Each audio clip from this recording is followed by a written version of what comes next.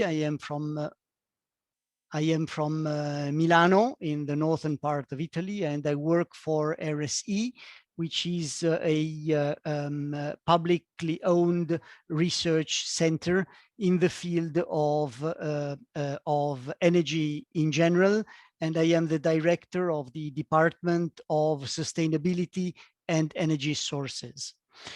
So today we have a very interesting session, which is made out of 4 papers. We are looking at planning and sustainability, as the session name says.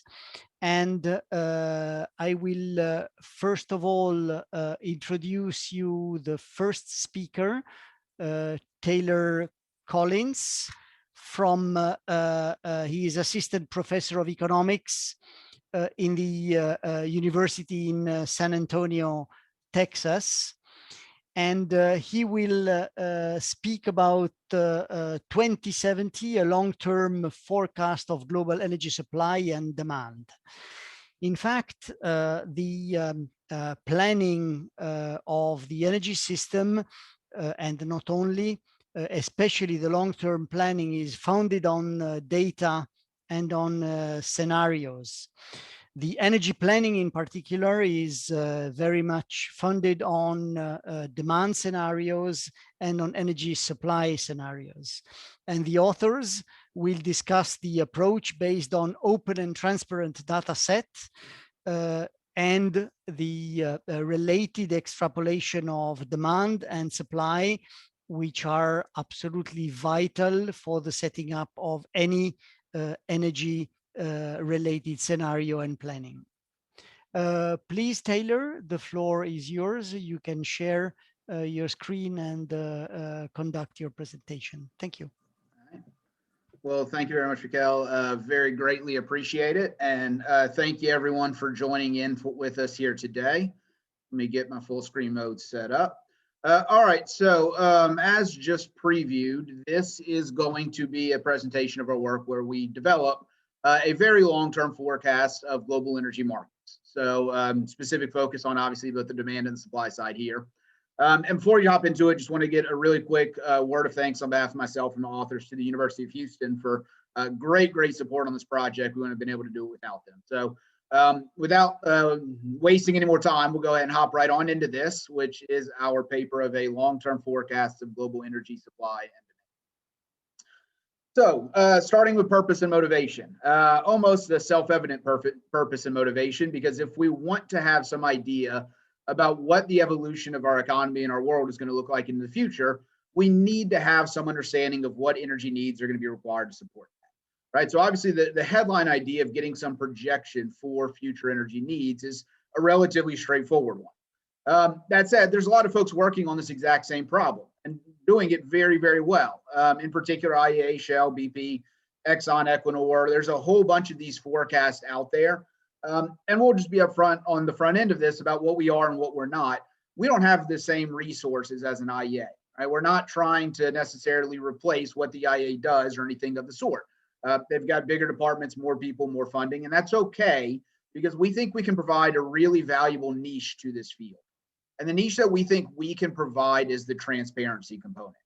So what tends to be missing from this overall literature is a framework in which we can understand where the projections are coming from. And certainly different forecasters do a different job about actually fulfilling this transparency. IAEA in particular does really well. Shell gives you a lot as well, but they don't give you all of the calibration of your models. Shell's not going to give you basically any data. IAEA can give you some data, but you got to purchase a lot of it.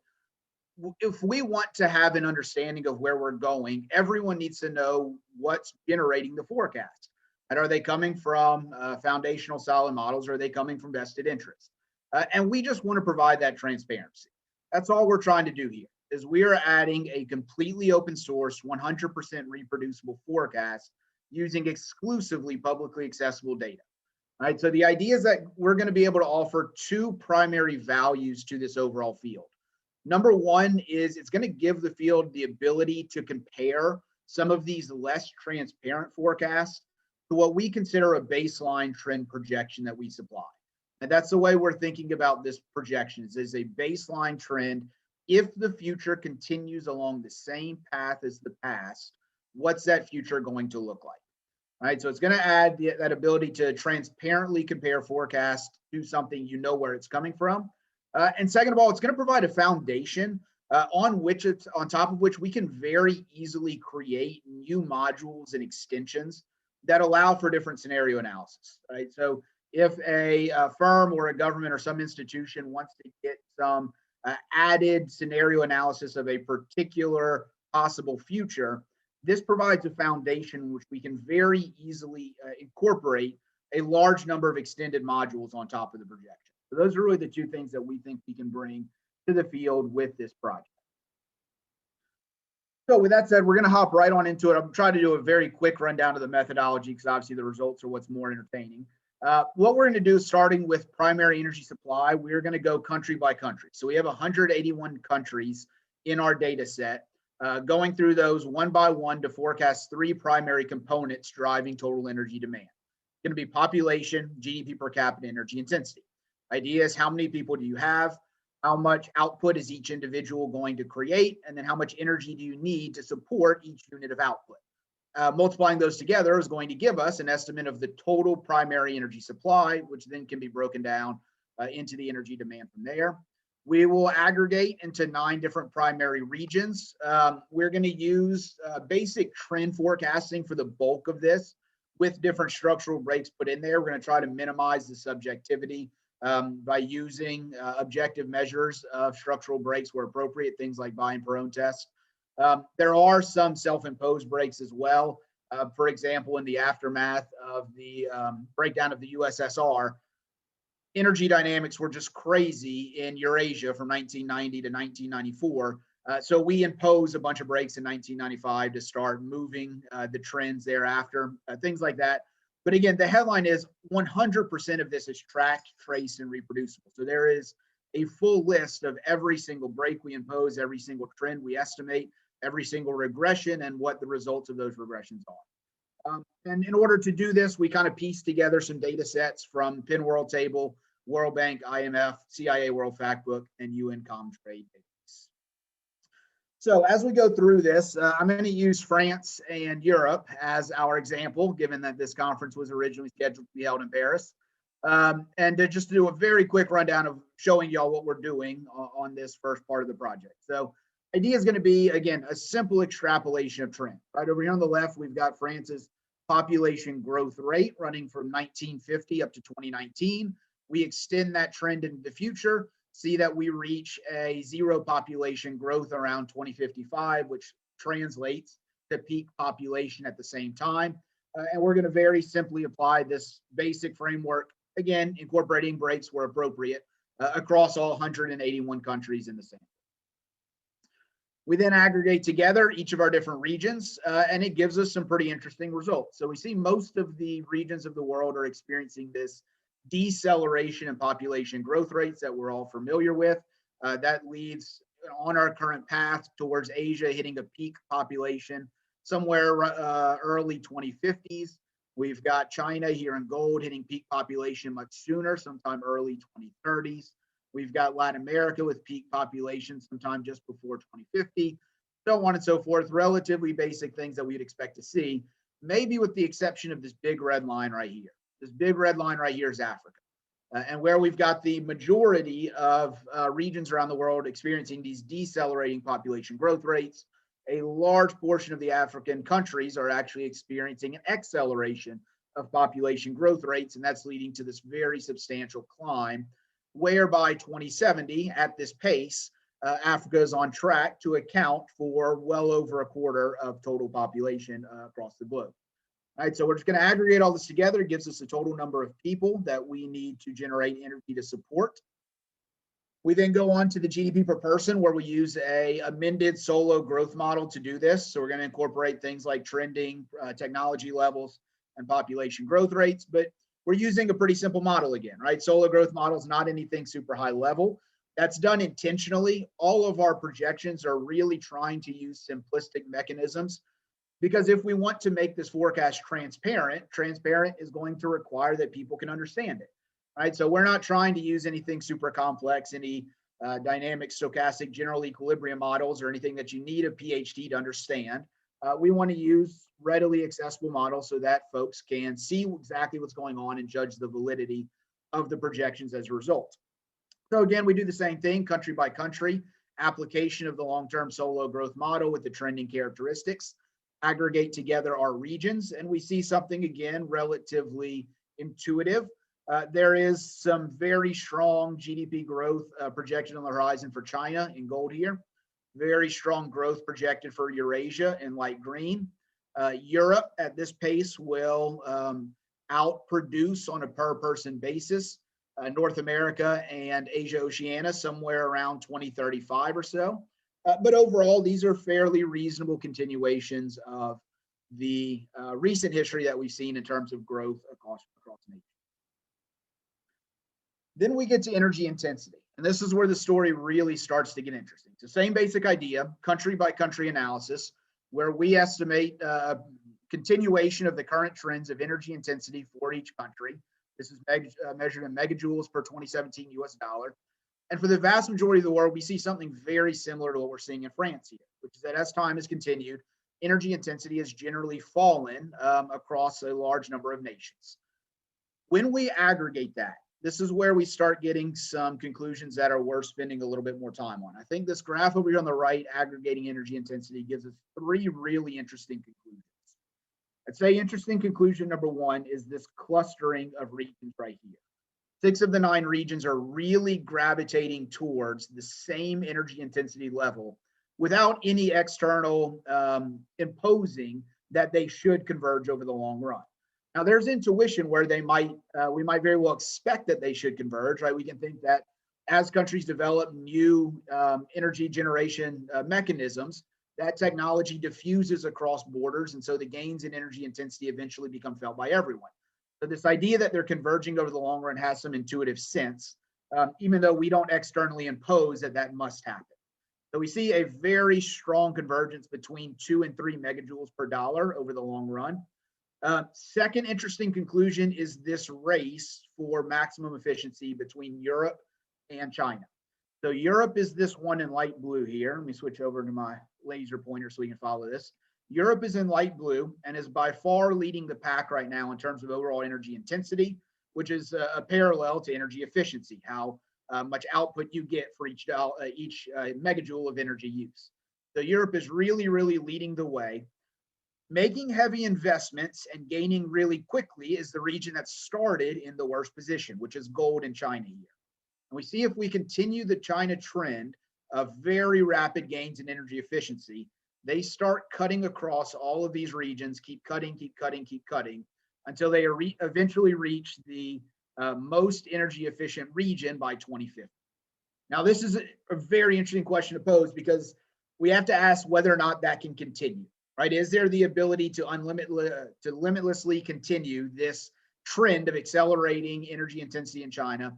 Or might they hit a point where they reach some maximum gains and start to level off and still remain above Europe in the long run? Right? So I think that this race between Europe and China to lead the way in energy intensity over a very long time frame, obviously we have at least until 2050 at this current pace before China catches up. But over a very long time period, that's going to be a fascinating question to see whether or not China can continue the rapid gains they've been experiencing in the recent past. Now, the third interesting thing, and the one that probably stuck out right away, is this big outlier right here. This is the Middle East. Whereas every other region in the world is experiencing rapid gains in their energy intensity, the Middle East is actually increasing the energy they use per dollar of output. And make a quick note here, this is primary energy supply. So this is after imports and exports were already subtracted from the equation. So if we're thinking that Middle East is a big energy exporter, and so they make a lot of energy that doesn't go towards facilitating their own economic growth, that wouldn't be the explanation for what we're seeing here. There's something above and beyond that that's still leading to this very, very stagnant trend for Middle Eastern energy intensity gains. And so this is going to be something that's going to pop up a couple of times within our projection, and we'll see the consequence of the overall energy demand if this very inefficient energy use continues over the long run of our forecast horizon. So from there, we have the three different components of primary energy supply. We've got a total number of people, we've got the output generated by each person, and we've got the energy needed to support each dollar of output. So we multiply all those together and it gives us a total energy supply by region, where we see some pretty interesting things going on here as well. So a couple of regions have already experienced peak total energy supply. North America and China have. Europe remains very, very stagnant. Asia Oceania is growing, but very slowly as well. The regions we're really seeing the gains are in the developing regions of the world.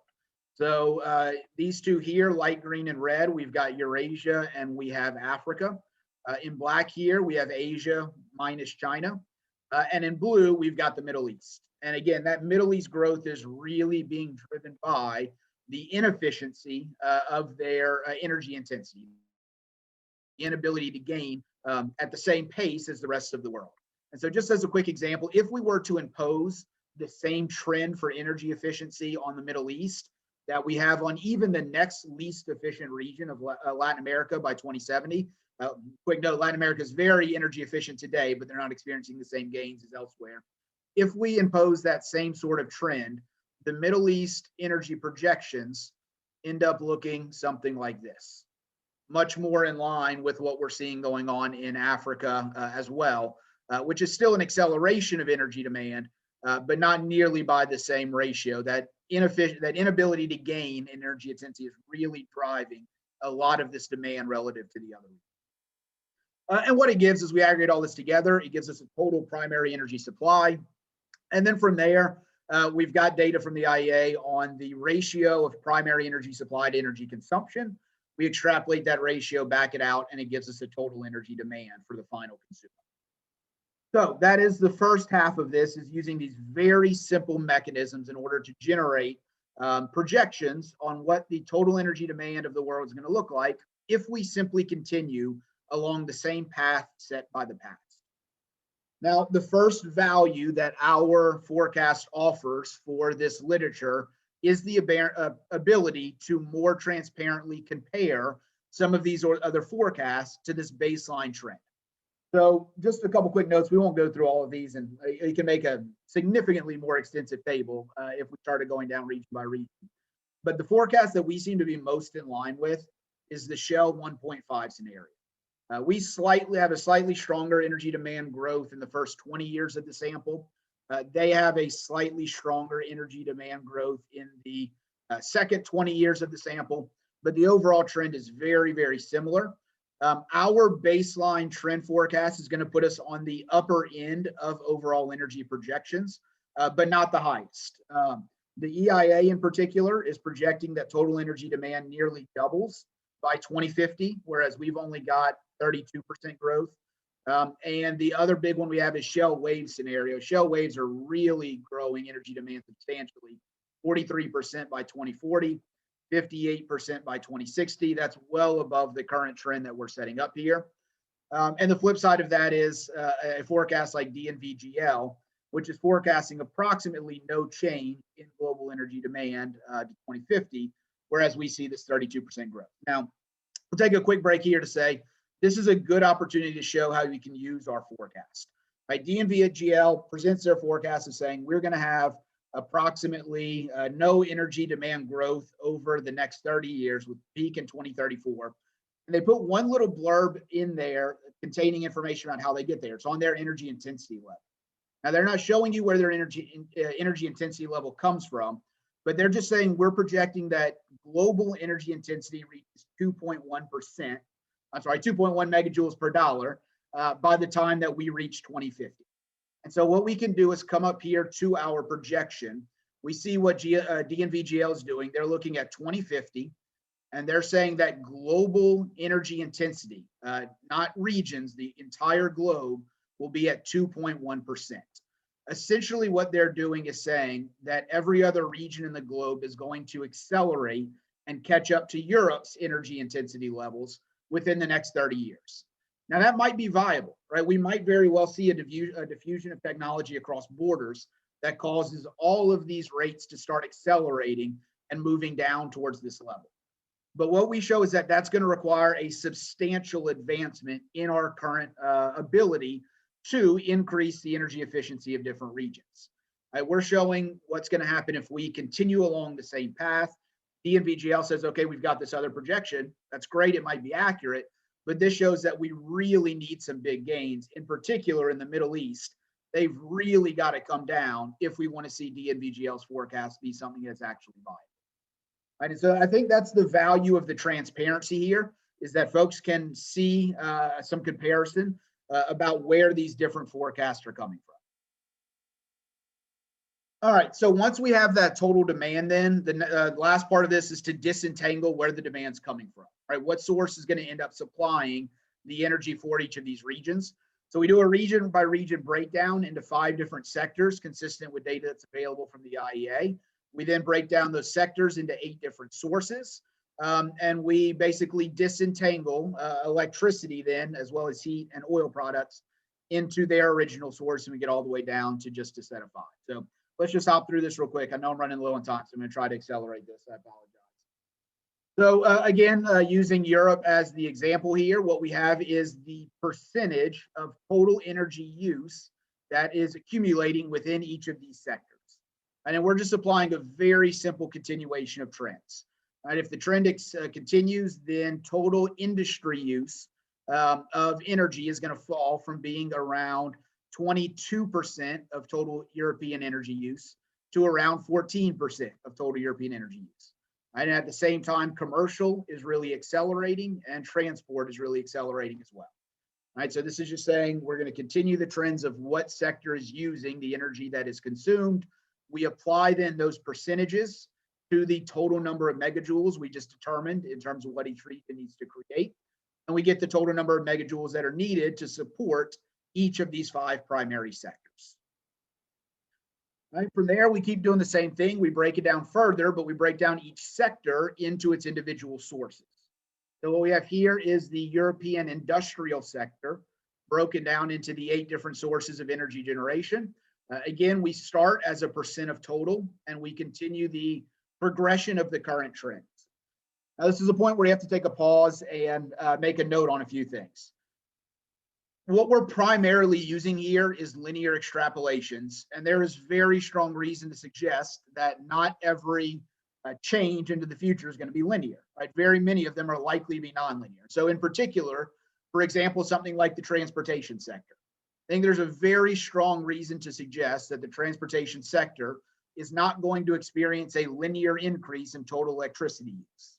Right? It's probably going to be something more akin to an S-curve dynamic where there's an acceleration and a deceleration. And so this is just to say we don't use simple linear trends for all of our sectors. We are going to use exponential trends within transportation, specifically to try and capture that idea that there's a good chance that electricity use is going to be accelerating moving forward. That is probably the biggest sensitivity within this forecast that we want to make sure to flag. That's a necessity of the transparent data set that we're using only open source data. But it does pose some particular problems that we want to be aware of. And at least the good news is folks can see exactly what's going on here. Right? If you have a problem with any of the particular sectors and how it's forecast, we plan to supply the full Excel tables along with this. And you're welcome to just go ahead and put in different values within that Excel table column, in which case it'll automatically update total energy demand and you can see what happens. Right, so we really want to make an interactive sort of framework where folks can tweak this a little bit if they want to amend any of these sectors in any given way. But the point is, if we continue the trends, for example, within the industrial sector in Europe, at this pace, coal is on pace to phase out of industrial sector somewhere around 2032. Oil products are on pace to phase out somewhere around 2043. This is before electricity use. So you notice here up at top in gold, we have electricity. That's by far the sector or the source that's accelerating its use the most. So we still use coal within electricity, but non-electrical use is phasing out over the next couple of decades for both of these. More likely it reaches an asymptotic lower limit. It's probably not going to truly go to zero as much as go close, but that's the idea, is we're on pace to reach that zero relatively soon. Simply apply those percentages to the total number of megajoules needed to support each industry, and we've got the total energy use by source within the industrial sector in Europe. Do the same thing for all of the different sectors, add all of the different sectors together, and we get a total energy demand by final consumption. In Europe, we see that it is the electricity use, which is really accelerating the most here in gold, with renewables experiencing relatively fast gains as well. And then the last step from here is to disentangle the electricity, the oil products, and the heat into their original sources. And so again, we use some nonlinearities here to account for the idea that probably renewables are likely to experience an acceleration of overall use as their cost continues to fall and as battery technology potentially becomes viable. But once we disentangle electricity, heat, and oil products, we are left with this conclusion where what we have is oil products on pace, coal, peat, and oil shale on pace to phase out of the European economy around 2046. Nuclear phasing out around 2067. Natural gas reaching a peak use right about 2040. Oil product, crude, NGL, and feedstocks being relatively flat, falling originally and then gaining a little bit, but really all of the gains here are in renewables. That's a very substantial acceleration of renewable technology use at this trend. Right, and so we'll do that for all of our different regions. We'll sum all of our regions up, and we get a total energy demand globally. Right, and so we've got a couple interesting things with the total energy demand globally. First of all, it doesn't look like crude, natural gas liquids, and feedstocks are going away. They're certainly not gaining at the same rate as some of these newer technologies are, but they still become a very key use in industrial sectors, where industrial sectors are experiencing an accelerating portion of the overall economy in a lot of developing nations. So a lot of petrochemicals, things like that, are still keeping the crude, NGL, and feedstock use high. Nuclear peaks out globally around 2040. Coal has already reached a peak and is on a substantial downward trend, but the vast majority of the overall gains are in natural gas and renewables. So the last thing I'll say about this as we need to wrap up is this is where the Middle East really becomes a key player. Because even incorporating exponential trends within renewable energy use in the Middle East, they still only get to a point on current trends where they use or they generate 2.5% of electricity using renewable technology in 27, whereas the vast majority is still done by natural gas. If we were to just impose that next lowest energy intensity level in the Middle East, where they're just as low as the next most efficient country, total natural gas ends up looking something like this. And if we were to impose even just a 50% renewable share, which would still be on the low end of most regions, total natural gas use starts to look something like this. So it's really a huge portion of overall long run natural gas gains that are being projected to come from the Middle East, given that they have very heavily relied on that product in the recent history and that their energy intensity is not falling anywhere near the same rate as other regions. All right, and so just to wrap this up, then we'll do the same thing. You can compare the supply side. Our forecast most closely mimics Exxon's. Where did my pointer go here? There I am. Most closely mimics Exxon's. I wouldn't be surprised if they're basically doing almost the exact same thing we've done here. It is almost dead on in terms of the overall split of energy use. 30% oil for them. We've got 29.2. We've got 20% coal. We have 20.3. They have 7 nuclear and 17 renewable compared to our 5 nuclear and 19 renewable. It is right on the money. It is most likely a very, very close forecast. Whereas someone like the DNVGL is really forecasting a deceleration of overall oil use within their projection. So again, I know I'm just about out of time, so I'll go ahead and stop there. We can certainly go into more discussion later if there's time. Headline idea. What we're doing here is we're just trying to provide the transparency. We know we don't have the depth. We know we don't have the data complexity that some of these larger institutions do, but we want to provide something that people can see and understand and use as a baseline. Right. So according to that baseline, if the future is going to continue along the same path as the past, we must incorporate developing nations into discussions about the energy future. Because at this rate, Africa, Eurasia, Middle East, and Asia account for over 2/3 of global energy demand by 27. A hugely disproportionate portions coming from developing nations and their growth within their population growth and their economic output growth with the slower energy efficiency gains. On this pace, oil products continue to play a role, but it's really natural gas and renewables that are going to see the largest use and expansion moving forward. And I apologize if I went a minute over, but I'll go ahead and stop there so that we can do any Q&A. Thank you very much, Taylor. The presentation was extremely interesting. I must say a little bit too much to digest in a so short time, but really very, very insightful and very interesting with this basic idea of providing transparency for all the analysis.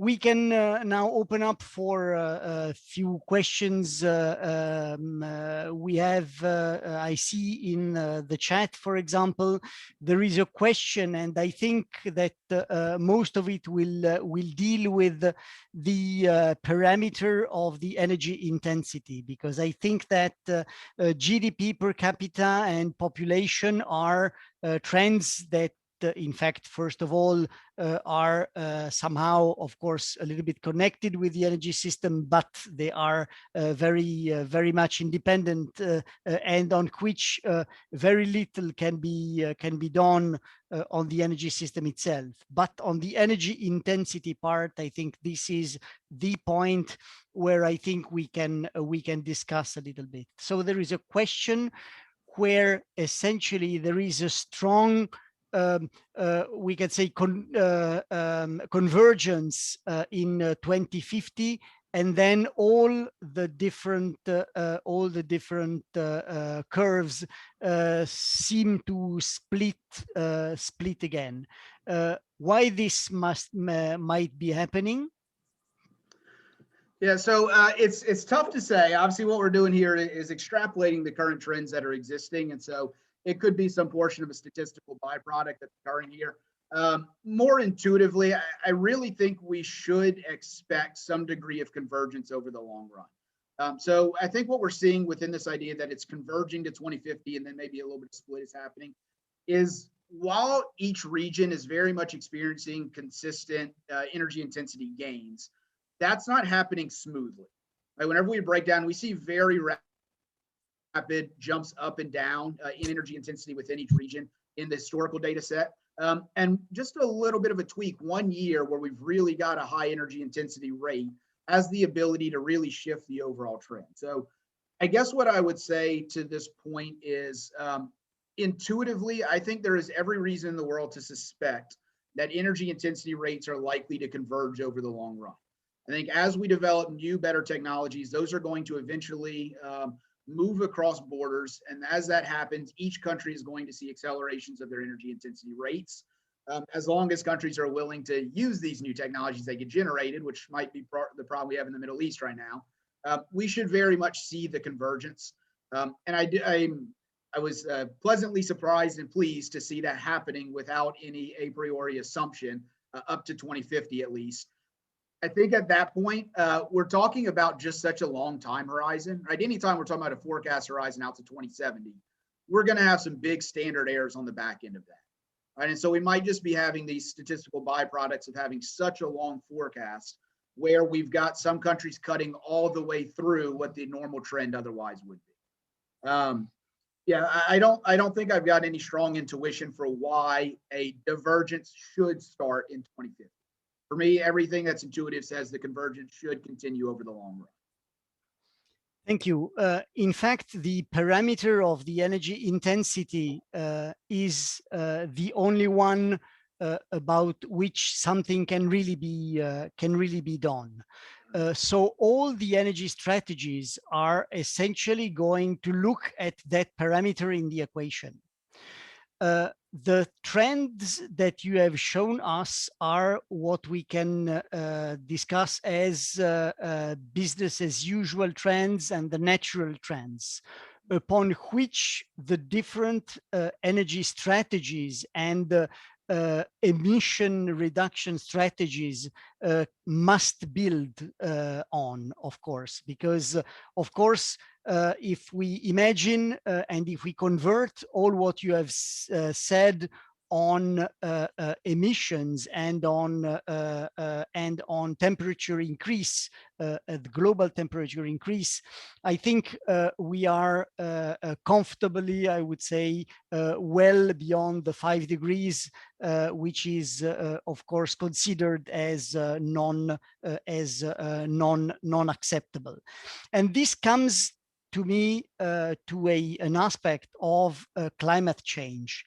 Climate change essentially is going to influence very, very strongly also the impacts on demand and the impacts on supply. And probably the following your trends will be if nothing is made to change these trends, decreasing the energy intensity with also a global collaboration, so that everybody can go towards that direction. Climate change is going to influence very, very much also the trends. And I just think about the availability of water in the hydro generation of the conventional power plants, with the efficiency of conventional power plants. In the demand, think of desalination and so on. How can you consider this in your models? Because this is going to be probably more impactful than ever, than any other driver. Don't you think Right. so?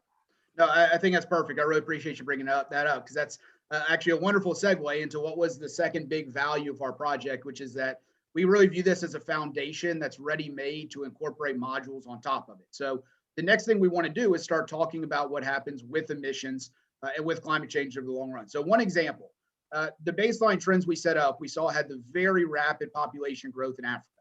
Right? If what we have is that climate change dries up water sources for a large number of African countries, and we see a mass migration out of Africa in order to accommodate for the inlivability of certain regions, then we might see those populations transfer into other regions and generate a very different type of energy demand, right? So I think that this foundation is very readily set up to do that sort of scenario analysis and say, okay, now what happens if we assume that 20% of Africa's population has to migrate elsewhere because of climate change dynamics, right? Or what we could do is we could say, we could go within each electricity sector within each different region, and rather than just doing an extrapolation of current trends, we could apply a levelized cost of energy analysis. Yep. Right? We do some levelized cost of energy analysis. We impose some cost reduction per year.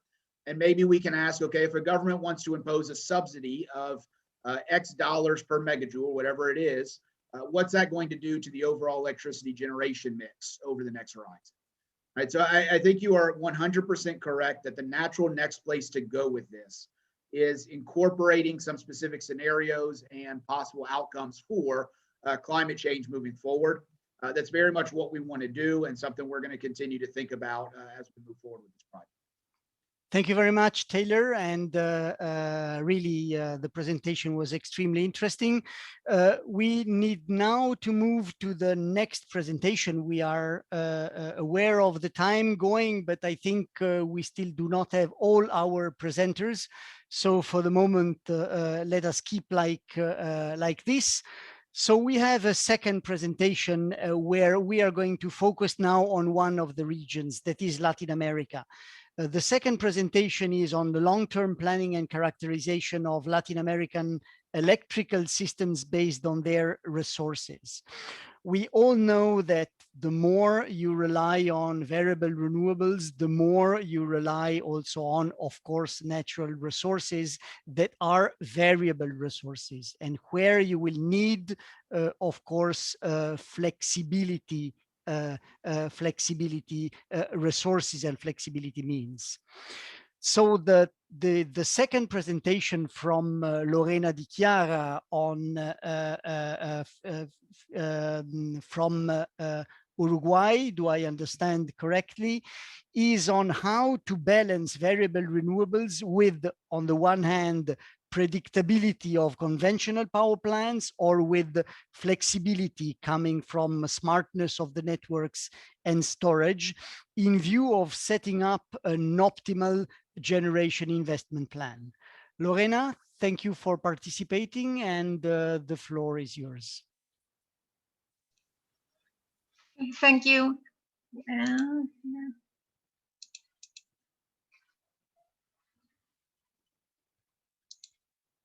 Okay, do you see my presentation? Yes, we see it perfectly. Thank you. Okay, thank you. Good afternoon. My name is Lorena Di Chiara. This presentation is about my thesis, long-term planning and characterization of Latin American electrical system based on the resources.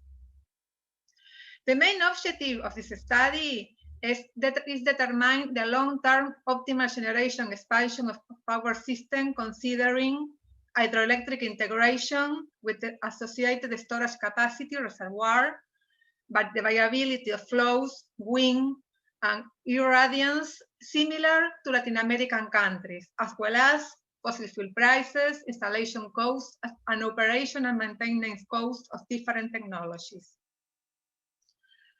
Okay, this is really important. Latin America is a region with a high share of hydroelectric integration. For example, in 2019, the hydroelectric generation represented approximately 50% of the electricity demand. But it's really important to take into account that several Latin American countries' flows are really influenced by the climatological pseudo-cyclical phenomena El Niño and La Niña. In extreme situations, may cause severe drought or flood. This is really important in Latin American countries. First of all, the first step in this analysis was to analyze the different resources in Latin America, such as the hydroelectric capacity, the installed capacity, and the storage capacity, the reservoir, the wind resources, solar resources, fossil fuels, the availability and the prices, and so on. According to this data, I divide in 3 regions Latin America. Central America is Panama, Costa Rica, Honduras, Salvador, Guatemala, and Nicaragua. Southern cone includes Argentina, Uruguay, and the south of Brazil, only Rio Grande do Sul, and Andean region, Chile, Bolivia, Peru, Ecuador, and Colombia. First scenarios of hydroelectric installed capacity and storage were considered.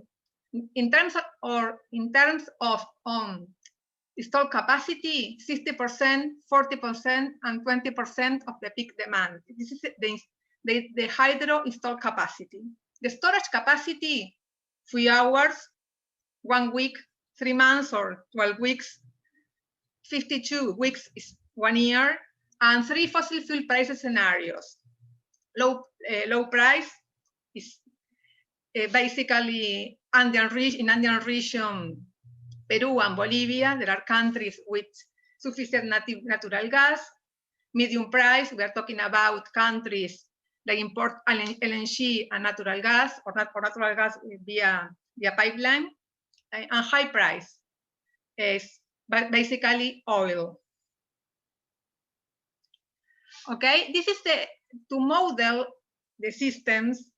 You need a lot of data. In terms of hydroelectric resource, you need several years of data.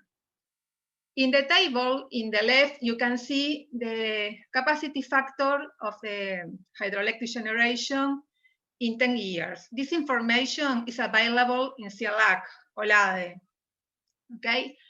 And I consider Central America, Southern cone without Brazil, and Andean region.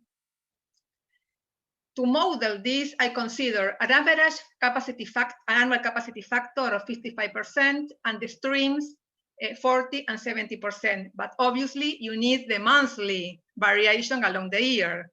So I'll consider data for different countries: Colombia, Salvador, and Uruguay.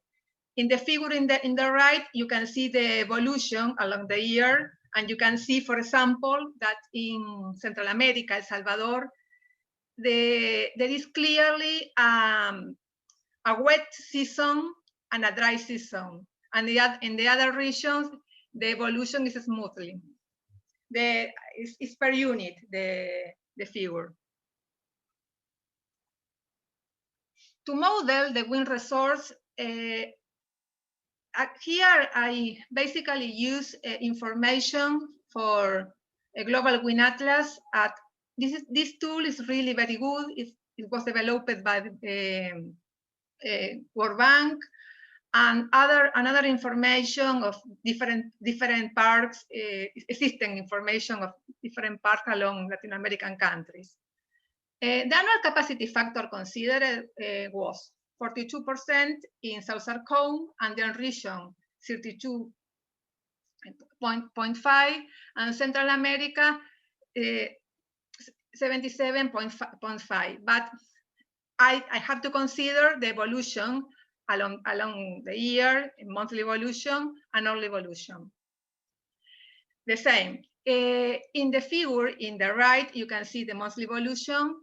And for example, in Central America, there is a season of high wind and a season of low wind. This is really clear. In Southern Cone, the evolution is really smooth.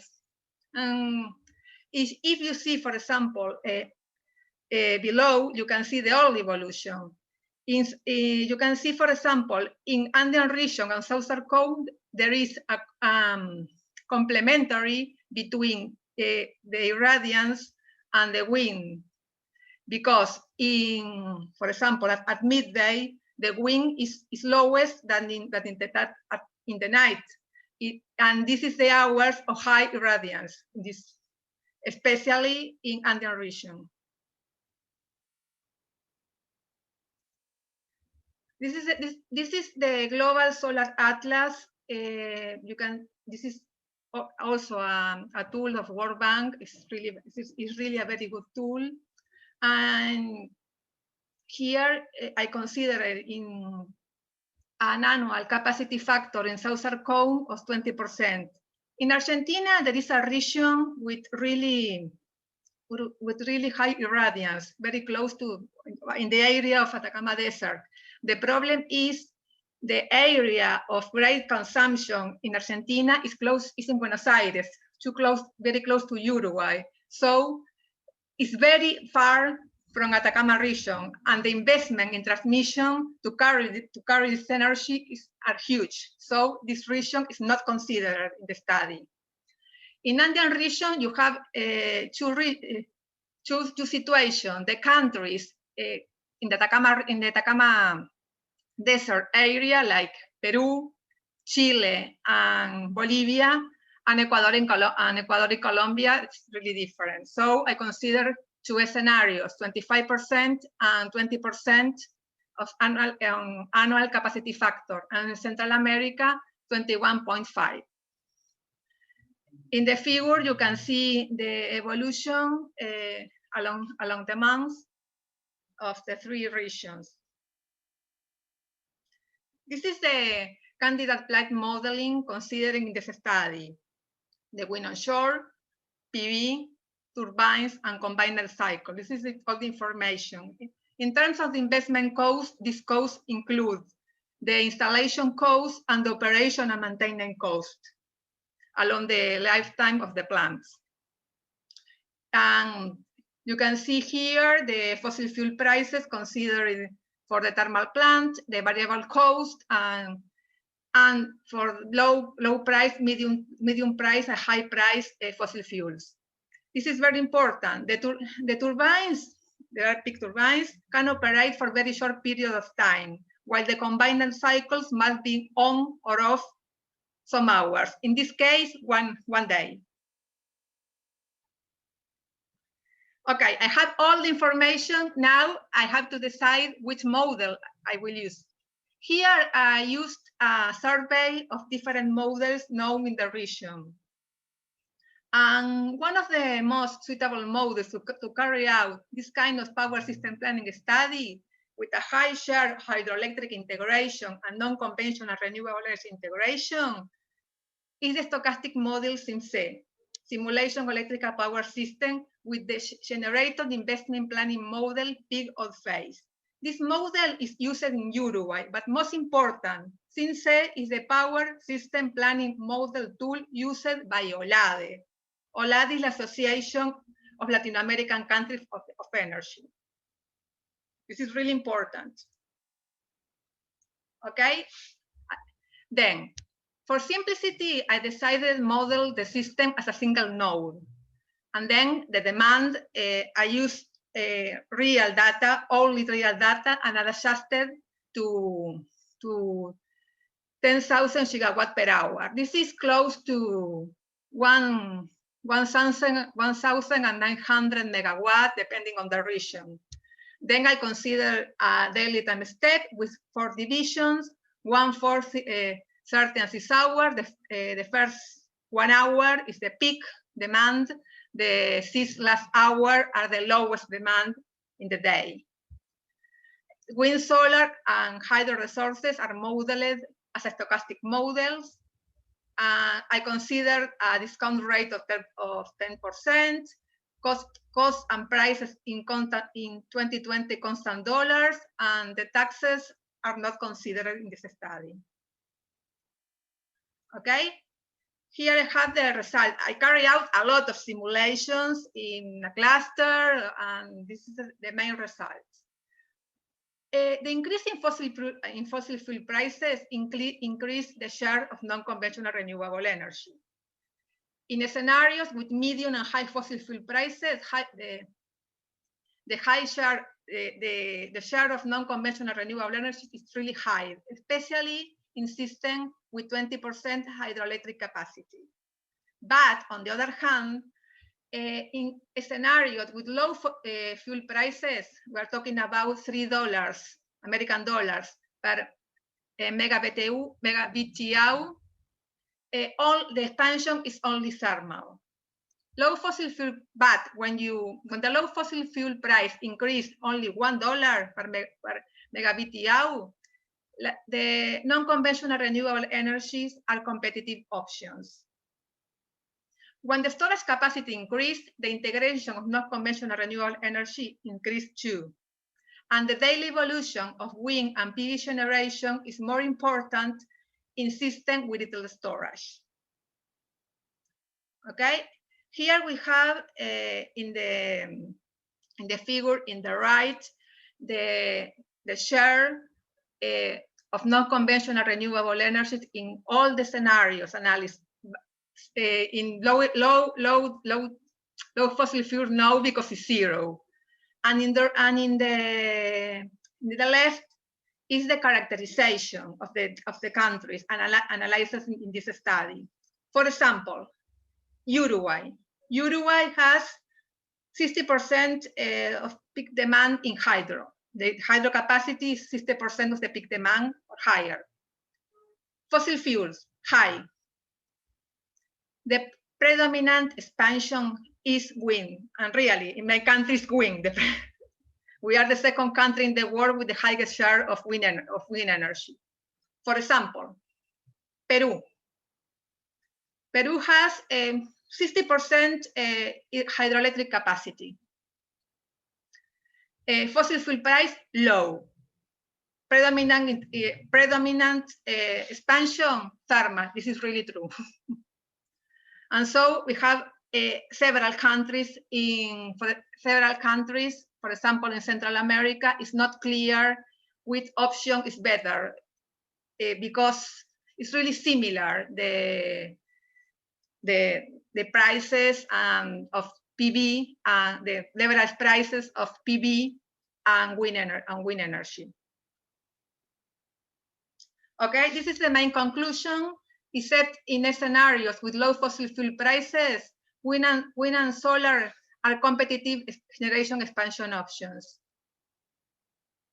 Wind and PV generation expansion varies along Latin American countries, depends mainly on fossil fuel prices, hydroelectric capacity and storage capacity, flows, solar and wind resources. In Southern Cone, wind energy is the predominant expansion option. In Andean region with high irradiance, Chile, solar PV is the predominant option. In Central American countries, the share of wind and PV capacity is really similar. This is really important. This is an energy study. It is necessary to carry out a flexibility and stability study, especially in systems with 20% hydroelectric capacity. And this study is only an energetic study. In system with 60%, it's not necessary, this kind of study. In 40%, probably no, but in 20%, it's mandatory to carry out this study. Okay, and this is all. Thank you very much, Lorena. The presentation and all my compliments for your thesis. I think it was quite interesting. I have not seen if there is any question on the chat, but essentially I would say that the results that you show are, I would say, interesting and somehow what I would say expected from the general point of view. I was astonished by well, essentially two aspects. First of all, your conclusion that says that a small difference in fuel price can cause a very big change in integration of renewables. I think this is quite an interesting point on the one hand.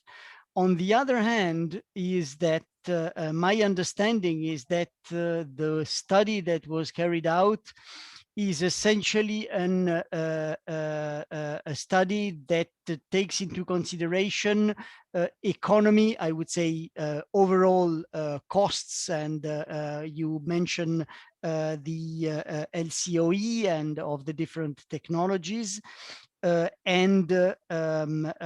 there is no real driver in terms of policy that would drive the different evolutions. And I think this is becoming always more important, the fact that you will not anymore make or let the system develop only on economic basis. But of course, if we look, for example, at the situation in Europe, the evolution of the energy system is by far driven essentially by policy drivers, by regulations, and by I would say rules that can make the system comply with respect to, for example, emission targets and emission reduction targets. And this is a positive influence, I would say, because this gives the trend, this gives the possibility, and it influences also the natural development of the system. So what is your feeling about these two aspects? So small change in price, big change in renewables, and the fact of the drivers. And then we can go to a second question if there is no additional question from the audience. Okay. Yeah, I see there is one. Okay, Please. the CO2. Yes, I consider the CO2 and I calculate the reduction, but I didn't quantify the reduction. This is a result of the study. So it's not a driver. It's not what has influenced the trends. Mm-hmm. No. But yes, it's quantified the results.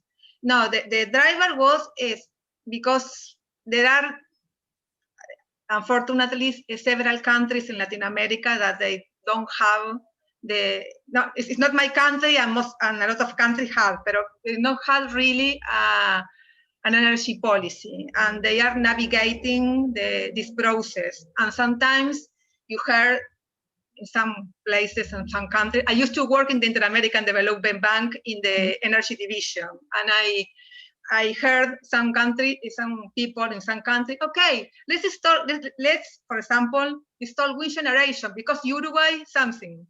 And probably in those countries, PV perhaps is a better option. And yeah, of course.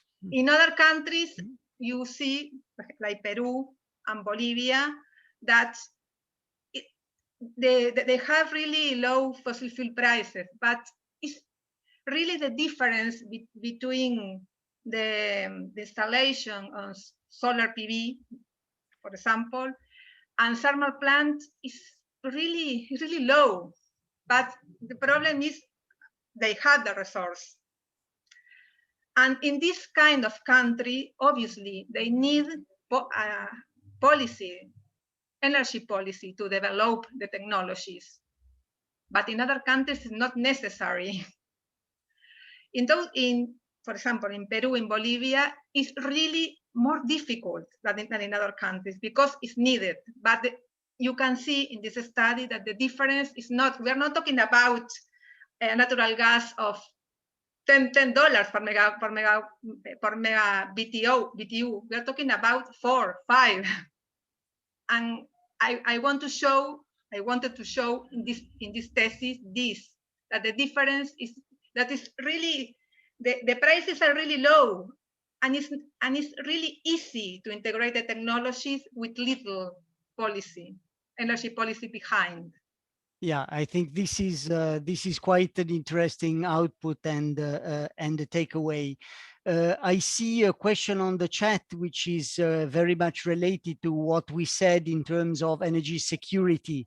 Of course, all these different mixes that come out that are differentiated per country will result in issues or in advantages in terms of energy security. Is this an aspect that you have taken directly into consideration, or is it a consequence of the study? Security, are we talking about non-service energy? Because the non-service energy is considered 2,000 megawatt per megawatt, $2,000 per megawatt is the cost of non-service energy. I don't think he's talking about this. No, this is one aspect. The other aspect is, of course, the fact that relying on local and on national resources, of course, on the available local resources, will give a certain level of energy security. And of course, this is the different levels of energy security that come out of the study with the different mixes, of course, should be taken into consideration. Another aspect is you have several situations in which essentially you are going to rely on variable renewables. So all the situations where there is a strong integration of wind and of solar. The only flexibility measure, well, you have mentioned the fact that no stability study has been carried out. And so this is an energy study. But of course, the more you go to integrate the variable renewables, the more you will need flexibility. Mm-hmm. And the flexibility that you have considered is only the storage flexibility, which means essentially the potential of hydro, so of pumped hydro, I would say, if I interpret correctly. So what would be the impact of considering also flexibilities coming from coupled markets, flexibility coming from the network flexibility, so smartening the network, sector coupling or demand? This, of course, is only, I would say, a thesis, and what I am imagining is your future career, I think. Okay, the only flexibility, yes, is the storage, the hydro storage. In system with 60% of storage, you don't need to carry out a flexibility study because you have the local flexibility already. You have the flexibility in the system.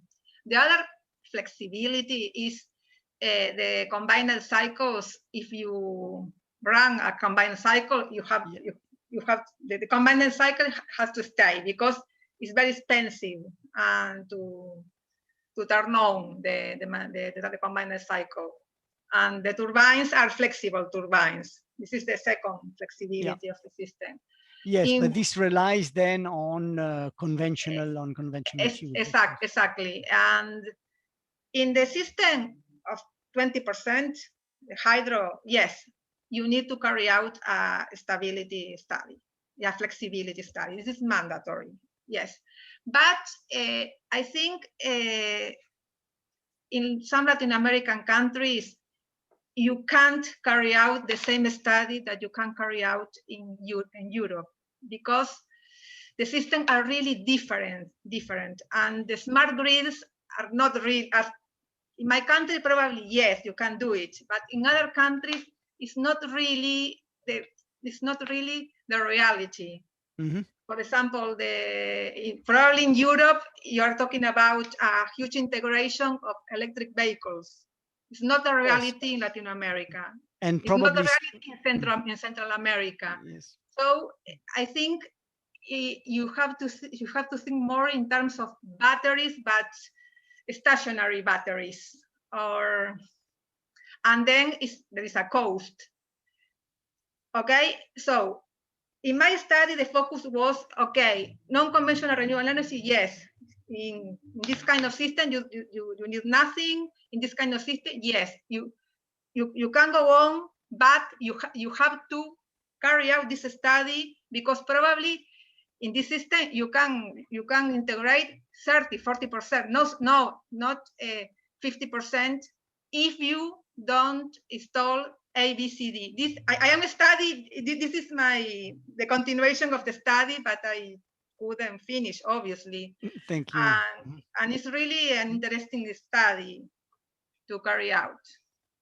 Thank you very much. But the solutions are different than in Europe, probably. Yes, of course. Also, if we take into consideration the network, also the interconnections, that of course will play an important role. Also, when you were mentioning the connection between different areas, of course, the availability of strong interconnections will help widen the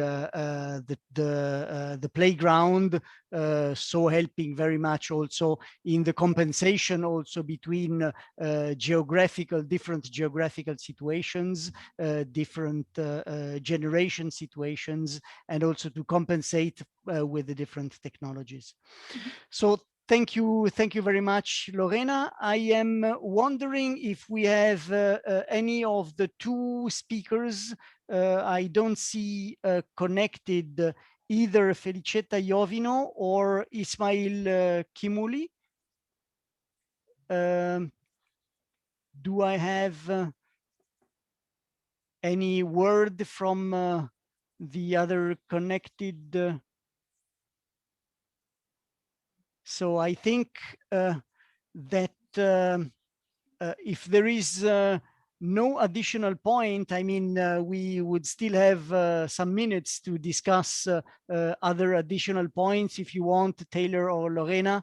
to add additional points to your discussion, you are free to do so.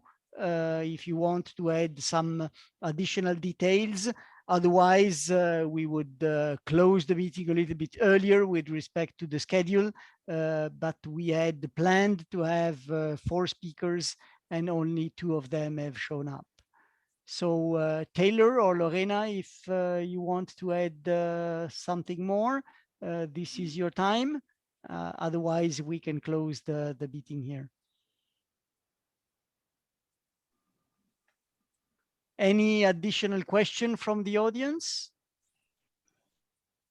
Yes, I see Gonzalo. Please. Yes. Gonzalo, the floor is yours. Thank you for intervening. Yes, it's a consideration. You talk at the end about the integration between the countries. I worked with Lorena in this work. I was the tutor of the thesis, and really we don't consider the integration, not because it's a good idea. Really, it's a good idea to integrate these systems. Also, they have complementary between areas. But the reality here in South America and in America and Latin America is that the integration is hard. It's hard. It's really need stability, political stability. So obviously we have an option there to optimize a whole system. But this study is a isolated optimization. If you integrate the system, it's possible to do that with the tools that we manage. Obviously, you have better results. The integration of the renewable energy is bigger than the results of this work. But we can do that, but it's not a political option, or perhaps it's not the things that is going to happen in the future, but it's an option. Thank you very much. I think this is very clear. I have worked a little bit with ECLAC, and I know how the situation at least was some years ago. And I think I perfectly agree. And I think there is a lot of room for optimization, and there is a lot of room as well for international collaboration. And I think it is very, very important that also to help reducing also the energy intensity that Taylor was mentioning before. I think it is really important that a fruitful international collaboration goes on.